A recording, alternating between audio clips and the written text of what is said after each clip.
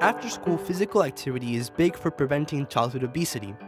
In Latino communities, a lack of affordable programs and a fear of crime can deter kids from the activity they need. Dante Jones saw these issues in San Antonio.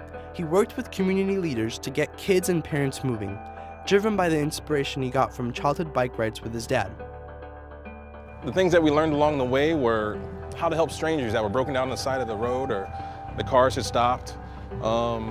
Working together to get wherever we needed to go. As I got older, started to have my own kids, I realized that as soon as we started riding bikes with just my daughter and her brother, that a lot of the other kids would show up, but I didn't see any of the fathers at all. And I wanted to do something about it. This motivated Jones to volunteer at Urban Connection, a nonprofit group focused on mentoring young kids. He soon started a neighborhood skating and biking group called Role Models.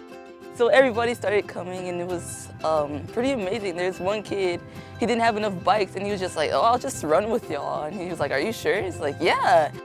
Jones kept giving life lessons and exercise options for neighborhood kids, but the city lacked a regularly scheduled community-wide ride. Enter Beth Keel of the San Antonio Housing Authority. After living in Colorado for 13 years, I came here just surprised that how little ridership there was. So I decided a couple of years after I'd got to the Housing Authority, what can we do as an agency since we serve over 70,000 people in the San Antonio region to increase ridership? Beth thought of an ongoing community bike ride. She promoted the idea at some Saha public meetings. At one meeting, the head of Urban Connection suggested she talk to Dante. The connection was instant. It was like I found a reflection of myself. He started talking and I was finishing his sentences and vice versa. It was amazing. She's an amazing person. I mean, she told me her story and where she's been, and then how she wanted to seek more, how she wanted to learn more. The two brainstormed how to make their idea work. They would need lots of community support. Jones immediately invited the local bike shop, Popo's WeCycle. My original mission was to get bikes out to kids, and so when I met Dante, it was perfect because I found a group that I could give bikes to. Keel and Jones invited CERTA and police, health, and other local officials to a meeting in April 2013 to discuss plans to infuse biking opportunities into the city. Initially, the people in the meeting were like, so you're riding bikes through neighborhoods that are known for crime, and and we were just like, yes, we are. We are, and we're inviting the neighbors or the people, the residents out with us. They didn't quite understand what I meant by actually using the bicycle as a vehicle. It was concepts that they had never thought about before. Obesity, diabetes, just everything that's related with being unhealthy, and riding a bike is one of the funnest ways to stay in shape. The group planned the first few monthly ride times, dates and routes via email, then spread the word on social media and flyers at Housing Authority events. The first ride was May 2013.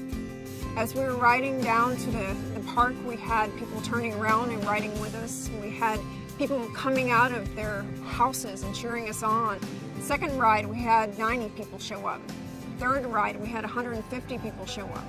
It's fun riding with Mr. Dante because we get to be outside, spend time with my sisters. All kids should do this so they could get more energy. For their fifth bike ride in September 2013, they were welcomed to the Changing Gear Rally, providing various opportunities for community members to have their bikes fixed and be physically active. Actually seeing the numbers increase every month to having an event like this, it's really inspiring. It's kind of an affirmation of that what we're doing is working. It doesn't matter if you're a resident, it doesn't matter what property you're living on or what organization you're with. Knowing that you can be a part of this is all that matters. I heard a poem one time, it's called Our Deepest Fear. I realized that that's the key to life right there, those words in that poem. And so I made my daughter memorize the poem. I would love for the children, the role models, to take away the words of that poem. Our deepest fear is not that we are inadequate, our deepest fear is that we are powerful beyond measure. It is our light, not our darkness, that most frightens us. We ask ourselves, who am I to be brilliant, gorgeous, talented, fabulous? Actually, who are you not to be?